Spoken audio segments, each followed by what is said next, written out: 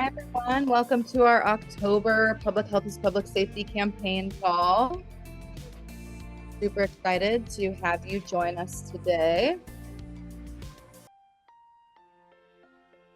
Well, it's about time. Let's go ahead and get started. Hi, I'm Josh Ho. I'm the Senior Policy Manager here at dream.org, and really glad to have you all here today for a discussion of the AntiDrug Abuse Act of 1986 and partly of 1988. Great to have you all here, and I look forward to hearing your questions, and hopefully you'll enjoy the discussion. A few updates. We have upcoming campaign calls. Next month, we'll have a call on the overdose crisis in indigenous communities. And in December, we'll have human rights, incarceration, and reentry. So let me introduce our guests today. Our first guest is Sanho Tree. He's a fellow at the Institute for Policy Studies, where he's directed its policy project since 1998. The project works to end the domestic and international war on drugs and replace it with policies that promote public health and safety in countries such as the Philippines, Colombia, Bolivia, Mexico, Afghanistan, and the United States. Mr. Tree is also a former military and diplomatic historian, and he has collaborated in the past with Dr. Gar Alperovitz on the decision to use the atomic bomb and the architecture of an American myth. From 1996 to 97, he assisted entertainer Harry Belafonte. He was also associate editor of CAQ, a message of investigative journalism. In the late 1980s, he worked at the International Human Rights Group. Doug McVay is a journalist, researcher, activist, and speaker with a long history in drug policy reform. He works for the Real Reporting Foundation and is the editor of Drug Policy Facts and World Health System Facts. Doug has been active in drug policy reform efforts since organizing a normal chapter at the University of Iowa in 1983. He went on to work with the Oregon Marijuana Initiative Ballot Measure 5 campaign during the 85 and 86 election cycle, right around the time we're going to be talking about, as their petitioning coordinator and assistant director. Doug worked for the National Organization for the Reform of Marijuana Laws, NORML, as their activist projects coordinator from 1987 to 1990. Doug also occasionally hosts and produces installments of a weekly program called Prison Pipeline. And as I said, we're going to be talking about the Anti-Drug Abuse Act of 1986. So let's start there. Doug, can you explain the Anti-Drug Abuse Act and what the bill did? Sure. Among other things, that 1986 Act, which was a very large omnibus act, authorized billions of dollars in new spending, and it increased criminal penalties for some drug offenses. But most significantly, that 86 Act set up lengthy mandatory minimum sentences for a lot of drug crimes. This 86 Act is where the crack versus powder disparity comes from. That ratio was set initially at 100 to 1. That is, under federal law, possession of 5 grams of crack meant a mandatory 5-year sentence, as did possession of 500 grams, that's half a kilo, of powder cocaine. 500 grams of powder cocaine. Actually, that cooks down to about 455 grams of crack. But as long as the guy who sold that powder lets the buyers do all the cooking, then he's laughing. And he's probably turning snitch to get an even lighter sentence or just stay out of jail entirely. Because after all, big fish, they have a lot of names to give up. Little fish, they just get eaten. Now, that brings me to one of the real messes that the 86 Act created with its mandatory minimums. You see, right-wingers and authoritarians had been agitating against judicial discretion and progressive prosecutors and a general move toward a more compassionate legal system for a lot of years. The Comprehensive Crime Control Act of 1984, a precursor to the 86 drug bill. In the 84 Act, the U.S. Sentencing Commission was created. That was given the task of setting up sentencing guidelines. Those guidelines went into effect in 87, as did the federal mandatory minimums. Now, either one would have been bad. Both together were horrible. In 1985, a total of 40,223 people in federal prisons. By 1990, that number had grown to 65,526. In 2010, there were a total of 190,641 people under federal jurisdiction, of whom 97,472 had a drug offense as their most serious charge. 97,472. In 85, there were a total of 40,223 people in federal prisons. Total. 2010, by the way, is the year Congress finally passed the Fair Sentencing Act, reduced the crack versus powder disparity from 100 to 1 down to 18 to 1. Now, please let me squeeze in one anecdote about the 86 bill. This is kind of personal. In the 86 election cycle, I was working in the ballot measure 5 campaign, the Oregon Marijuana Initiative, broad legalization measure that we put on the ballot.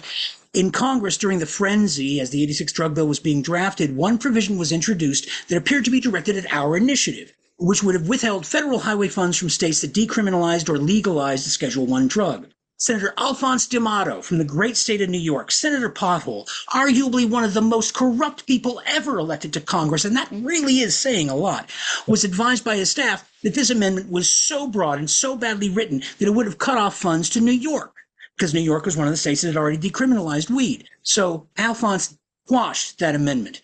Now, I was in Oregon at the time, not in D.C. That could be entirely apocryphal, but that is the story that I heard at the time. I mean, whatever else I'll say about Senator D'Amato, I kind of feel like I owe him for that one.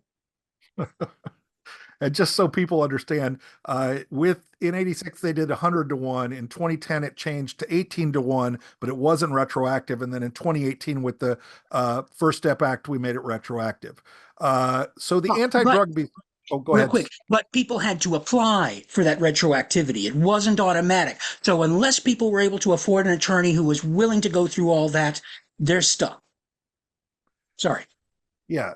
So the Anti-Drug Abuse Act included what became known as the Len Bias Law. For those who don't know, Len Bias was a famous basketball player. For those of us who are basketball fans from that period of time, I'm one of those, who died at the start of his pro career from a cocaine overdose. His death helped spark, for lack of a better term, a moral panic.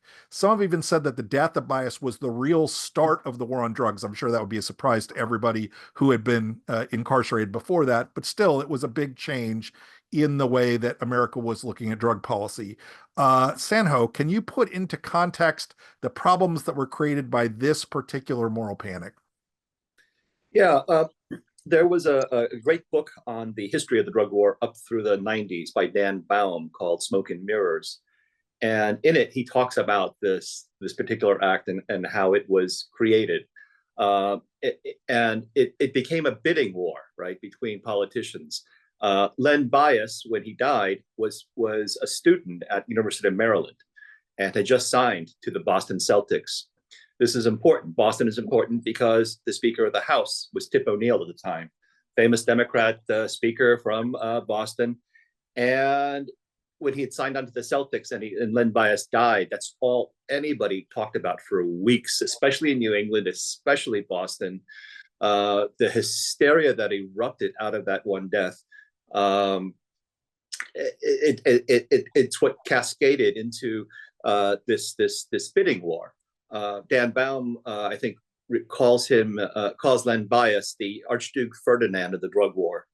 When he died, it set off a series of events that continue to haunt us to this day, especially the mandatory minimums and how people could or couldn't get out of them. There was a fantastic PBS documentary on Frontline called Snitch that aired in 1999, I believe. It's available on YouTube now. I highly recommend it. It basically talks about how these laws evolved. There's some great interviews in there with Eric Sterling, who is a close friend of mine and Doug's as well, who was central to this. He was a staff attorney on the crime subcommittee in the House. And his job was to write the laws that the chair, Michael Hughes, Congressman Hughes, had ordered. And so he had no choice in the matter.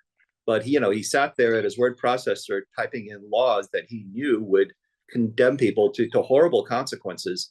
And it completely upended his life, and it traumatized him for decades. And he's basically spent the rest of his life trying to undo all that madness from that era, including starting the Criminal Justice Policy Foundation and other groups. Anyway.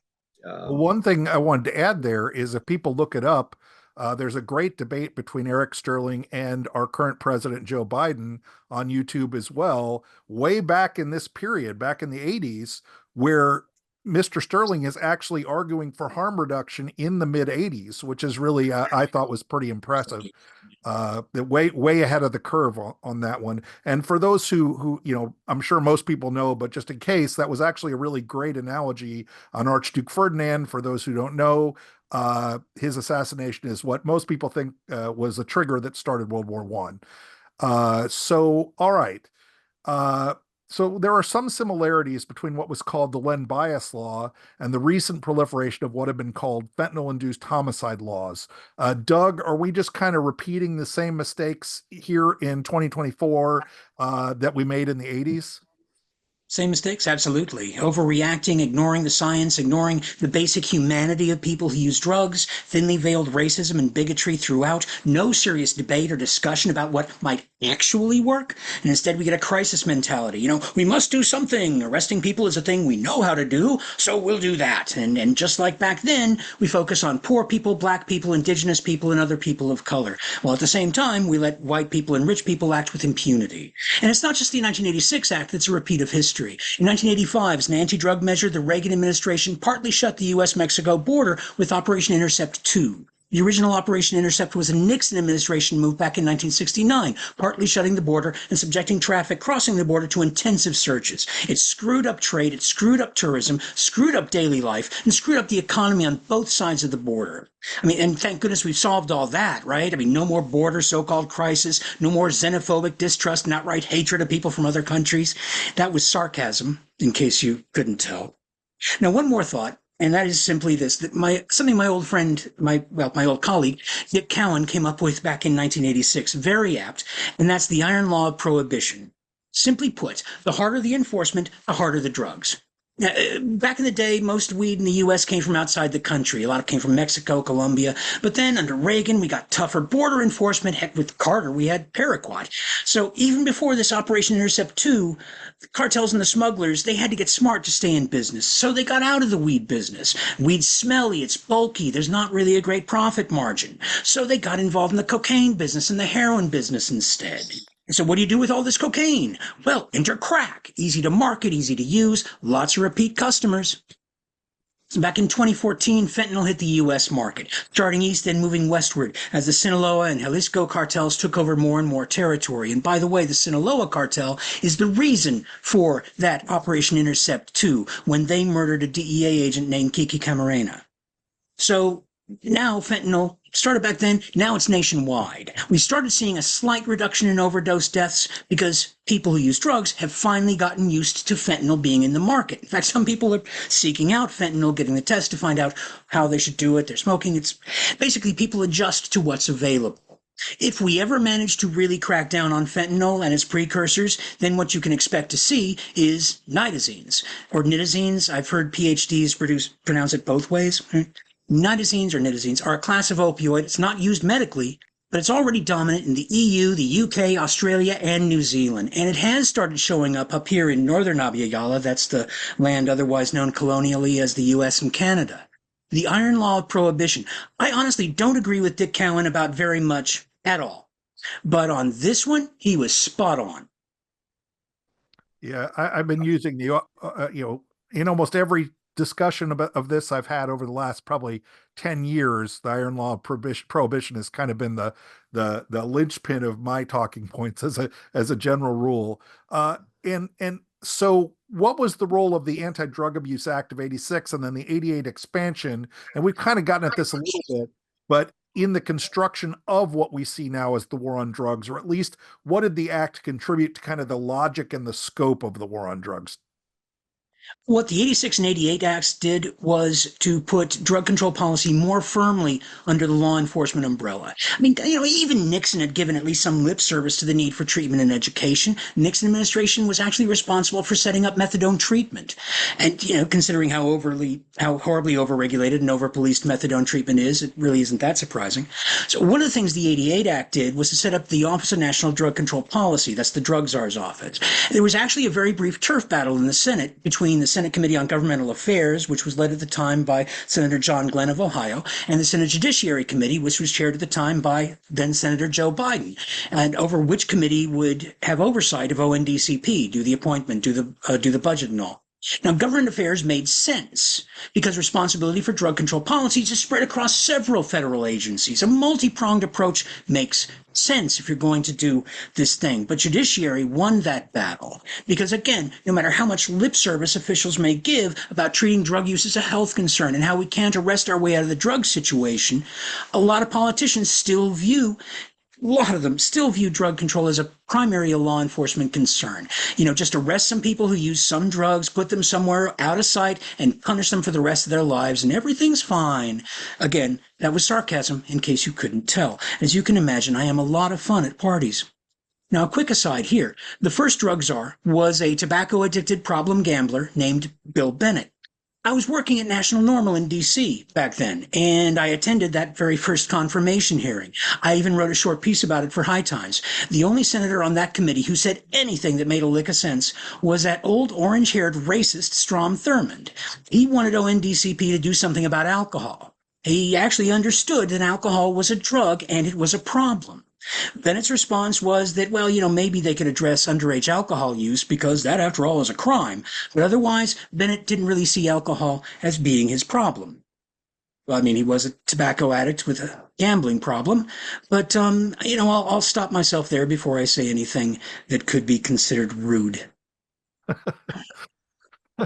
All right. Well, one of the things we talk about and that gets, poo-pooed these days by certain segments of the population is the notion of systemic racism. But I think in the Anti-Drug Abuse Act, it is literally mandated racial disparity. The main differences between crack and powder cocaine or baking powder and where it's being sold, usually. The war on drugs has not been enacted equally, and this impacts pretty much, as we all know, everything from freedom to employment opportunity and even voting. Sanho, can you talk about kind of the racial justice implications of this law and the laws that followed in that kind of structure of the war on drugs and how it may have this act might have impacted it? Sure. I mean, the war on drugs has been racist from the outset, right? So the first drug laws in this country, when the country was founded, we had no drug laws, right? The first ones were enacted against people who looked like me in 1876 in San Francisco. Chinese people were thought to be, using opium, and this is the tricky part, the scary part. They were accused of luring white women into their opium dens. Time and again, it's about people of color and the sexual purity of white women and how they would lose control or they would seduce or they would rape white women. And the 86 Drug Abuse Act, it was led by Congress. They were the evildoers in this case, but they were abetted by an incredibly lazy press corps. And this is now taught in journalism schools as one of the great shames of journalism, where the journalists didn't do any reporting. They basically did, they were stenographers. It was propaganda. And the racist imagery at the time, I mean, I was in college at the time, and it was just horrifying to see the nightly news, network news, back then there were only 3 networks, over and over and over again, drill this idea home that crack was somehow very different from cocaine, and that it affected mostly Black people or people in the inner cities. And that's what evolved in terms of the law enforcement response to the problem.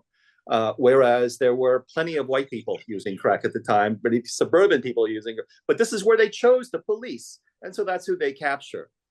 And the legacy of that is to replicate even more of the horrors of mass incarceration of people of color, particularly from urban communities, because as you look there more, it created a whole new industry in the drug trade.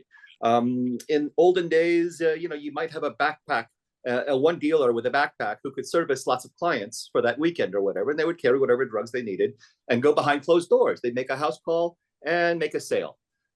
With the mandatory minimums, you didn't want to be caught with more than a mandatory amount of drugs, a minimum amount that could trigger a 5 or 10 year mandatory federal sentence. And so you had to broaden your network. You developed a crew. You incorporated minors into this because they would get their records expunged when they turn 18. They could act as lookouts. They could hold some money. They could be couriers and stuff. And so now you needed a whole setup of people to traffic the same amount of drugs. But you did it in open air street corners, right? Open air drug markets, because that's where people knew to go to buy drugs.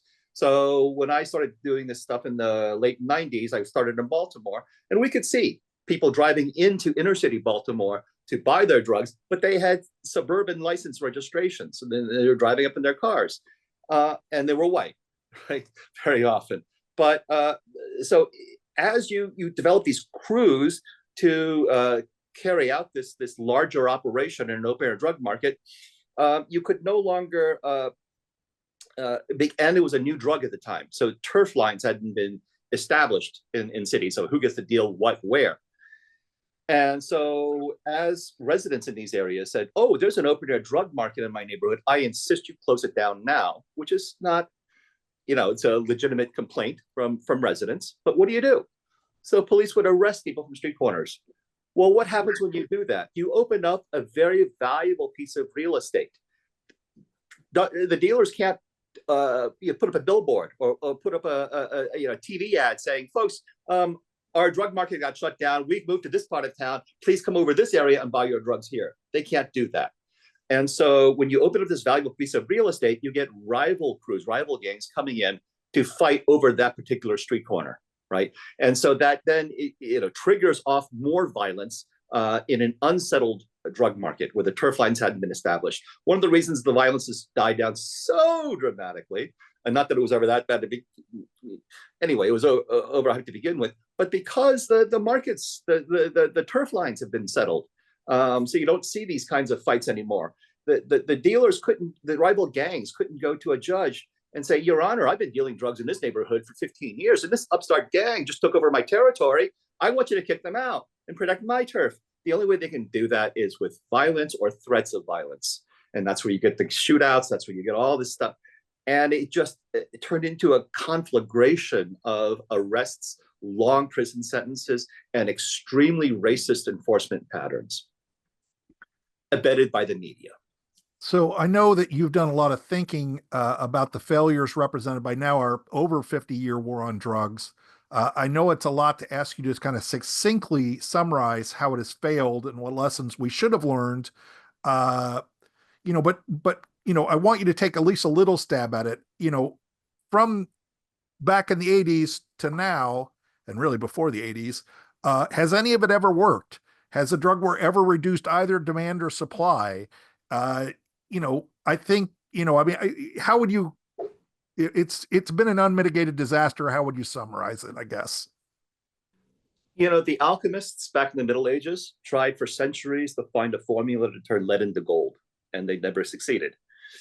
Our drug warriors have found a formula that turns worthless weeds, basically, minimally processed agricultural and chemical commodities, into things that are worth their weight in gold, or virtually. So for the longest time, gold has shot up now. It's $2,400 an ounce. But throughout the 80s and 90s, through most of my adult lifetime, gold was about $400 an ounce, roughly the same as an ounce of weed. It is madness to think that you could put a seed into the ground and come up with the equivalent of gold, right? Gold is scarce for a reason. And so we've created this perverse alchemy that turns these relatively worthless substances into things people will die and fight over and die for. And that's the legacy of drug prohibition, that we've created a fortune, a vast market where there really shouldn't be a lot of money to be made here. And it's the risk premium that gets factored into this, so that as we increase prison sentences, or the higher the likelihood someone's going to get arrested for trafficking, then the higher the risk premium they can charge the next person down the smuggling chain. And so these substances snowball in value from the point of production, whether it's in South America or wherever. By the time it crosses borders, especially the US-Mexico border, that's going to multiply the value 10 times because of the risks involved, et cetera, et cetera. So it keeps snowballing in wealth. At the same time, we keep throwing more and more law enforcement at this problem decade after decade. The problem with that is that eventually you run into the Darwinian evolution of the drug trade, right? I've written articles on this on what we can learn from Darwin about the drug war. And the problem is this, that as we throw more policing at this problem decade after decade, the types of people we typically tend to capture tend to be the people who are either dumb enough to get caught or poor enough and vulnerable enough to get caught because they're doing something out of desperation or whatever. But so you get this thinning effect. You've been thinning out the herd for generations now. And we've been arresting the inefficient or less efficient traffickers. And the people who take over that incredibly lucrative economic space tend to be the most efficient, the most adaptable, the most cunning, not necessarily the most violent, because violence is not good for longevity in this trade, but the ones who know how to keep their head down and really make money. So the Sinaloa cartel historically would have been a good example of that. They preferred to bribe people, bribes over bullets. But they'll kill you just fine if you really cross them. But they prefer to do it quietly, which is how you're supposed to do things. And that's how they became the biggest and the grandest of the cartels. And so you end up with this rapid Darwinian evolution of the drug trade. And the problem with going after fighting this problem is that some politicians will say, okay, well, we should go after all of them, zero tolerance. And when you do that, you end up arresting all the little fish and creating this Darwinian evolution of the trade. And so you end up with super traffickers, big cartels that dominate the market. Well, there are others who say, oh, forget the little fish, go after the kingpins. So we've had kingpin strategies for decades, for generations now. And you may remember the Medellin cartel, the Cali cartel, the two dreaded gigantic cocaine cartels that used to control the global cocaine trade. And the US and Colombia and others invested a lot of money, took a long time to destroy them, but they did. They broke them up. So what happened? More drugs than ever started coming out of Colombia. Because what we did was essentially we removed the two big monopolies that had kept out all the other players. And so by 20 years ago, there were so many smaller operations that had taken over that incredibly lucrative space that we couldn't even count the number of smaller operators that were operating anymore, much less try to infiltrate and disrupt them. So that's the problem with going after the big fish. You end up democratizing this economy. And so that's the problem with either the big fish or the little fish approach. Neither takes into account why people keep doing this year after year, decade after decade. And that has everything to do with the economics of drug prohibition. We've created tremendous value where there really shouldn't be much. So I have one last question for both of you, and I think it's probably in a way the most important one, especially since both of you have been fighting this fight for so long. I was thinking about this earlier, why do Americans believe in the drug war? I think there's kind of a couple of stories. There's the one that's kind of like what you were calling earlier, propaganda story, and the Law and Order story, from the television shows and all that stuff, that it just works, that if you arrest more people, you put them in jail, that'll just solve the problem. Obviously that hasn't happened, but people do believe that. And the second one I'm calling kind of like the Batman situation or a scenario, which is if you saw the most recent, not the most recent, the trilogy, the Batman trilogy that was a couple years ago, the Heath Ledger and all those folks. I think arguably you could say that movie was really, those movies were really about, the war on terrorism is really bad, but it might be the best thing we've got. Fighting this way might be the best thing we've got. So even if it's not great, it's better than nothing. And so I kind of feel like that's analogous too, that some people are like, the war on drugs is terrible, but maybe it's the best thing we've got. Can both of you kind of take a stab after all this time struggling in this against the war on drugs at how we can best educate people and change the narrative? Just a couple minutes from both of you, and then then we'll get some questions. What? Gotta go.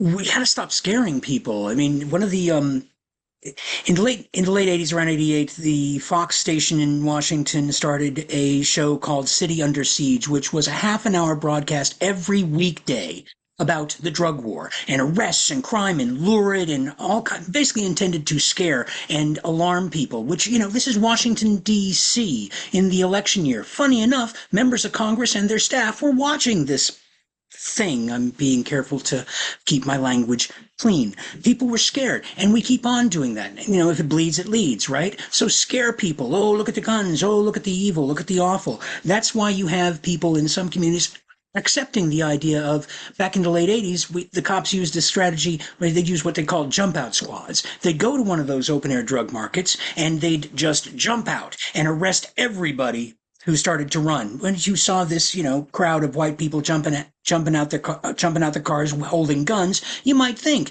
get me the hell out of here. And well, they arrest loads of people, sweep them in, bring them in, throw them in jail, and then sort them out later. And one of the reasons why a lot of communities started to figure out this was wrong was because their kids were being thrown in jail for nothing except being outside.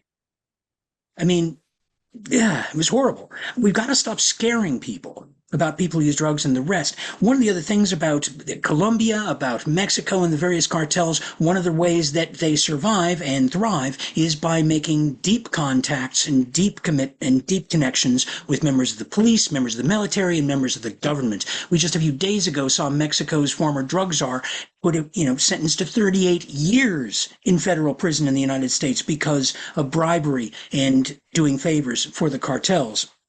There's a long history of involvement. The Sinaloa cartel in '85 murdered Kiki Camarena. They didn't just kill him, they tortured him. And they recorded those torture sessions because he was being questioned. And according to the intelligence agencies and the DEA back in those days, the people doing the questioning were professionals. And they suspected the involvement of Mexican security intelligence agencies and the Mexican military back then. Things were really messed up, okay? Things were really messed up. And you'd think, well, they would have that sorted. No, the Sinaloa cartel is still one of the most powerful, and the connections into the Mexican government are scarily deep. Now, it would take a real optimist to think that that's not the case on this side of the border. We have Border Patrol agents, we have political officials, we have all kinds of people who are getting, let's face it, corruption is endemic. And that's what happens with these drug laws. We've created this horrible situation that's self-perpetuating. All the guns, all the violence, it's scary. Yeah, so let's ramp up enforcement to make it even scarier. It's a horrible. We have to stop the merry-go-round and get the hell off for a minute and just think clearly. And, good question how you get that done. I've been working for 40 years on doing that. And we had a handful of states where weed was decriminalized, and there were 2 people in the United States who had federal medical marijuana. When I was working at Normal in the 1980s, the third person, Elvie Musica, finally got her approval to start using medical marijuana. And, a couple of years later, she was on tour around the U.S. with the Cannabis Action Network. After I left Normal, I worked with Debbie Goldsberry, Monica Pratt, and Ben Mazzell, and Dana Beal, and Steve D'Angelo, and a bunch of other people, the late Rick Fromer among them, to create this group, to go on tour around the U.S. doing little rallies and demonstrations, or sometimes big rallies and demonstrations in places like Madison or Champaign, Illinois. And we'd go around talking about hemp, handing out copies of Jack Hare's book, The Emperor Wears No Clothes, handing out every bit of literature that we could possibly get, and just talking to people. And like I say, back in those days, you talked about legalization, people laughed at you. And the reformers referred to legalization as the L word. Okay, that's what we thought back then. We changed that. It's taken decades. But, that $400 an ounce, which we used to pay back in the 1980s and 1990s for really fine marijuana, I can go down the street to a legal store and I'll pay no more than $200 for that same ounce if I so choose. And I'm sure there are still illegal marijuana dealers around in other states, but you'd be hard-pressed to find one in the state of Oregon. We could do the right thing, the smart thing. We could follow the example of people like the Drug User Liberation Front in Canada and start selling drugs to people who use drugs, because at decent rates, quality controlled, potency, purity known, reasonable prices. We could do that, reduce crime, reduce open air drug selling, would reduce all the kinds of stuff that we're concerned with. We could get people, help people get their lives in order, help people get housing, help people get proper nutrition, proper health care. We could do all that if we just stop the freaking crime and law enforcement merry-go-round for a minute and jump off and start thinking rationally. All right. So one option is getting off the merry-go-round. I think we actually had a small scale example of that recently in Oregon, but then it got rolled back because the empire always strikes back. So Sanho, what's your kind of take on how we actually make a difference these days in this never-ending war on drugs? So I think there are good people on both sides, but it helps to be calm and to explain a problem rationally. I come from a family of engineers. I chose liberal arts because I suck at math, but I learned a lot from them.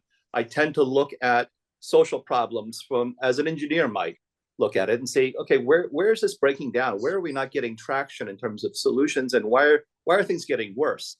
And when politicians deal with simple problems that have obvious knee-jerk solutions, intuitive solutions, they can solve them fairly easily, right? You got a nail sticking out of your table, get a hammer. But the problem is when they're faced with counterintuitive problems, counterintuitive solutions, hang on to your hat, because that's where all the awfulness comes from, whether it's the war on drugs, the war on terror, other things. So this is an example of a counterintuitive problem. This is what I take with me when I talk to policymakers and politicians, right? We've all played with these as children, right? Your knee-jerk reaction is like, oh, I'm stuck. What do? I jerk and pull harder, and the harder you pull, the stucker you get, right? It's counterintuitive to think, well, maybe you need to relax a little bit, maybe push in a little, and that's how you extract yourself from the trap. Put another way, when politicians see either, Mexico's on fire because of drug cartels, or we have too many drugs in our streets, we're awash and inflamed with in a drug conflagration, the obvious knee-jerk solution when you're faced with fire is to put it out, to throw water onto the fire. In this case, water is a metaphor for policing resources, right? Because that's common sense. That's how you put out a fire. You throw water onto it, correct? Have you ever had a grease fire in the kitchen? Have you ever had an electrical fire? The last thing you want to do is throw water onto that kind of a fire, because it will cause it to explode and your house will burn down. That's kind of where we are with drug prohibition and the war on terror. I remember in 2003, Senator Fritz Hollings was criticizing the Iraq invasion. And he says, we seem to be creating terrorists faster than we can kill them. That's exactly the point, right? That instead of using a light footprint, using very targeted, very accurate policing responses to get the exact terrorists you're after, we use bombs and tanks and airplanes, and we end up killing so many civilians and innocent people that it fed the feedback loop. People who didn't have a reason to be furious were now furious, right? And so you can't bomb your way into peace that way. And similarly with the war on drugs, we can't continue to throw policing resources in this blind, knee-jerk fashion, which produces a tremendous amount of collateral damage, but also amplifies the motivational feedback loop of the people who are involved in the drug trade, right? Which is where you get the economics of drug prohibition from, that we've made these substances priceless when they should have very little value. Well, I want to thank both of y'all for doing this. We got hopefully a few questions. Let me open up the Q&A here and see what we got. Okay, so Wendell asks, okay, since capitalism is a drug also, how do we as humans take away the incentive for humans to get their high from participating in these behaviors? It's not so much taking away the incentive, but understanding what's at stake and what's motivating people. We just had, for instance, celebrated Indigenous Peoples Day, what used to be known as Columbus Day. And I've talked about this in lectures in the past, but Columbus in many ways was the original drug trafficker, the original international transcontinental drug trafficker. Because why did Columbus set off across the oceans and risk his life? he wasn't doing it just because the food in Europe was bland and unpalatable, which it probably was, but each new exotic spice was thought to have certain properties, particularly medicinal properties, particularly amongst men. How can I put this delicately? It was the Viagra of the day, right? And so you could argue that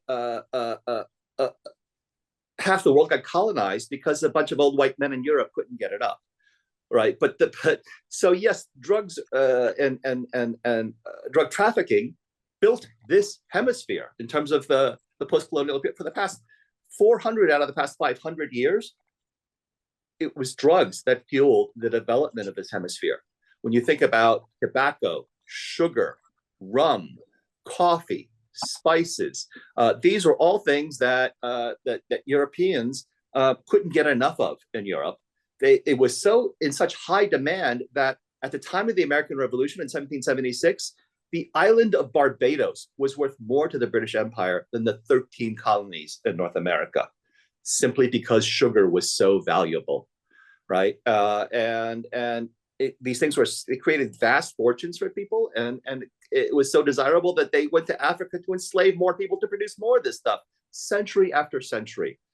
And so that's what happens when you have high demand and no ethics and no regulation, right? People left to their own devices resorted to genocide and slavery within a few centuries, right? That's how low they can go. And so we need to recognize that people have a demand for these things, whether it's drugs or sugar or coffee or tea or tobacco. In the face of high demand, if you try to impose prohibition or if you let the market run its own course and not have any interventions, you get the two extremes of disastrous results. We need to figure out how to come to terms with these things, manage these problems. Some of them can be problematic, but prohibition doesn't work.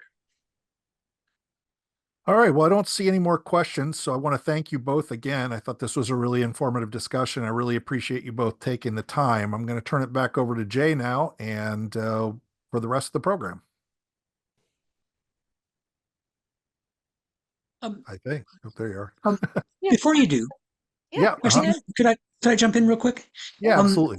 Just one thing going off of part of Sanho's, and I think that one thing that might help a bit would be to get rid of this false dichotomy that we have created with the notion that you always see some alcohol and drugs and alcohol. No, it's alcohol and other drugs. Alcohol is a drug. So is tobacco. So is sugar. A lot of the things that we don't think of as drugs, they are. And that's, I think, part of the problem. When people talk about, people talk about addiction, drinking. Drinking? No. Certainly I drink. I've been drinking tea all day, but I stopped using alcohol a few years ago. And that, because drugs are a concern and I need to be sober. So I think one thing we can do is stop that artificial distinction. People have in their heads that somehow drugs, either they're prescribed or they're illegal, period. Wrong. Drugs include the tea that I'm drinking right now. They include the wine that's sitting on shelves upstairs. They include all those things. And once we start looking at drug use honestly, maybe we can start doing this stuff better. But we have to get back to looking at drugs honestly. And one other thing that's a follow on, and that is the opium wars. We've all heard of the opium wars. You know why they started? The opium wars started because Great Britain and the East India Company wanted tea. They wanted tea and they didn't want to spend silver, and China didn't want anything that England was producing, so they had to spend their silver. So instead, they brought opium from their plantations in their colony in India. And so they set up the trade, dumping opium in China and getting tea in exchange. And then they opened it up. They opened China up to exploration, and Victorian naturalists showed up. And some of those Victorian naturalists went in and stole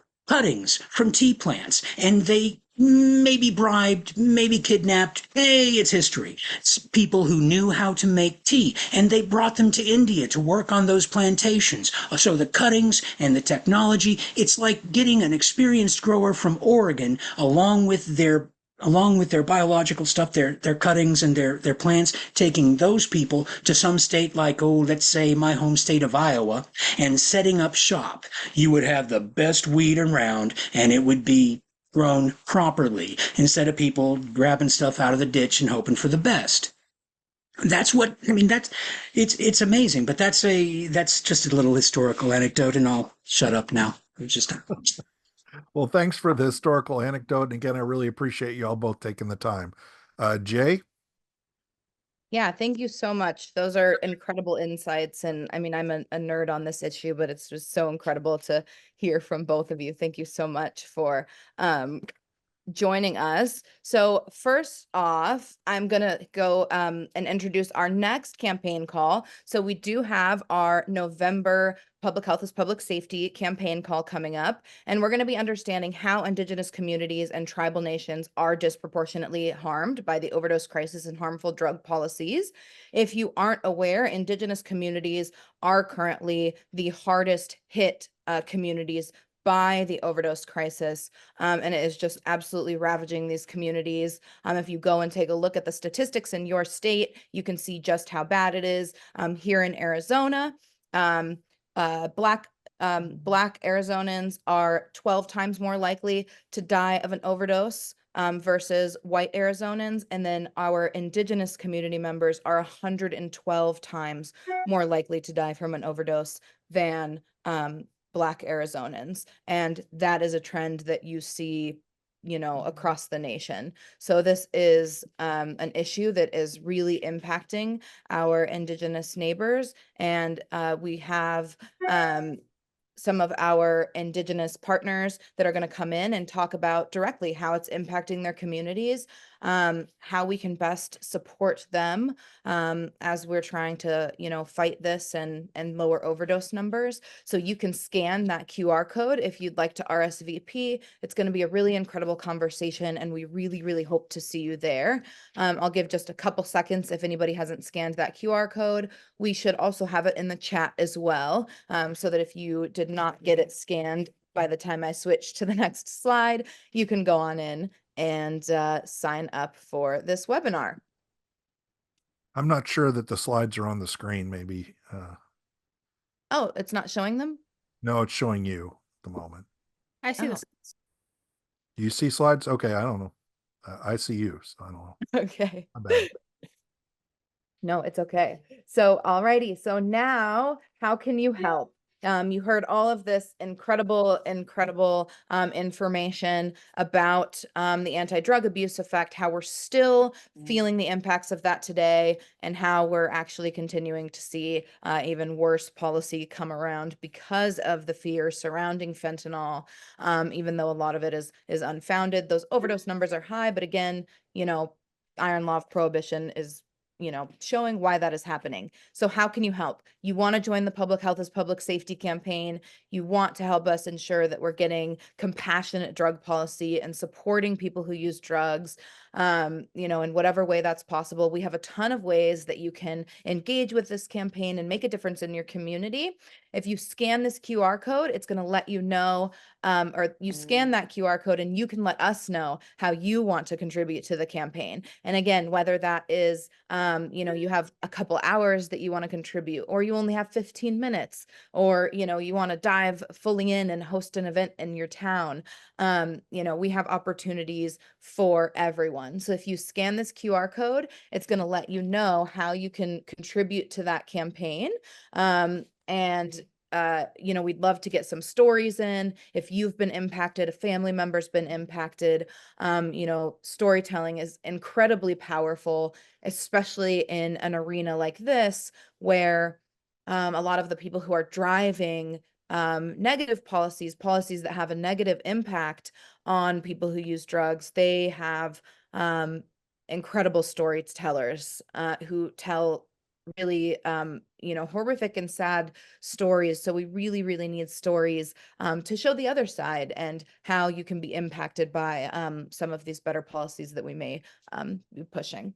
So again, that link will also be in the chat. And then we'll also be dropping the link to sign our petition in support of the Equal Act. So the Equal Act we have been pushing, and that would end the disparities in sentencing between crack and powder cocaine. It was originally 100-1. They were able to drop it down to, Josh, I believe it's 8-1 now. Is it 8 and 1? We're trying to get it to 1 to 1. I There think is no difference. 18 to 1 right now. 18 to 1. Yeah, I knew there was an 8 in there. So it went from 101 ratio to 18 to 1, which is still really, really unacceptable. There's no reason that we should be sentencing people. And just to add something there, part of the reason why this is so important is a lot of folks are still in prison from the 80s and 90s, stuck on the 18 to 1. So, we need to get a 1 to 1 just to get, a lot of the people they did the same amount of powder cocaine back in the day have been home for decades. We need to get these folks out and back to their families. Yeah, absolutely. Absolutely. So both of those links will be in the chat so that you can explore that. You can read up on the petition. You can read a little bit more information about the Equal Act if that's something you'd like to learn more about. And that is what we have for you. Again, I'll switch back. I accidentally did these slides backwards. So if anyone is interested in that November one, I'll just flash it up again. If you're interested in scanning that QR code, you may be on your phone. So if you're on your phone, you can click into the comments. But again, it was really, really, sorry, it was telling me I had to unmute myself, but I was already unmuted. But it was great seeing everybody today. We're so excited to have you join us. If you happen to come up with any questions that pop up into your mind after we end here, you can go ahead and send those via email to any of us. I will go ahead and drop my email in the chat. So I'm dropping that right now. That's j.garcia@dream.org. And we can go ahead and pass those questions along to our experts here or get those answered for you. But again, we're so excited that you were here to join us. We're really looking forward to having you join us on this campaign. And we look forward to having you join us and, fight some of these bad policies and get some compassionate policy in place.